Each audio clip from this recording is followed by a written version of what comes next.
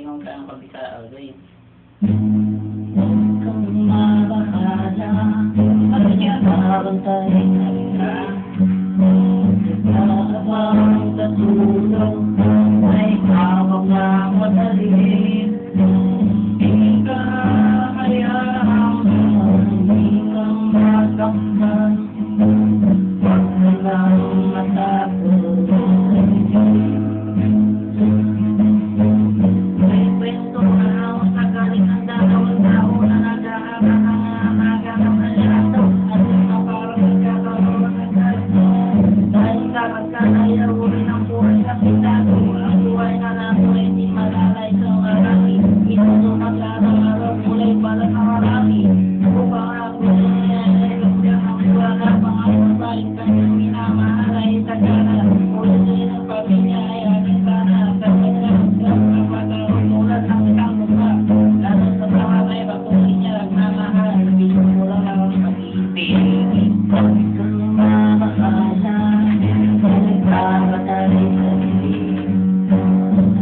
Abang sa tulong ay hawak na madalim.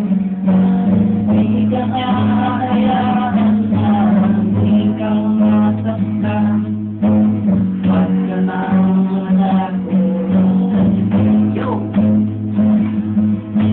Kahit na ano ang bagay ang pilit na ay nandang, sino man ay walang makakapigil sa pagkakas ng mga paan na ang nais ay marating ang ligaya. Kaya yung magtanasilan at tubilin at sumama, hawak ang pangarap at pangako sa isa't isa. Nagpakalayo-layo din ang buhay na may kabang. Yan din alam nila sa bawat isa'y nakalaan, at ang pagmamahalan tanging ilang sinatanggalan.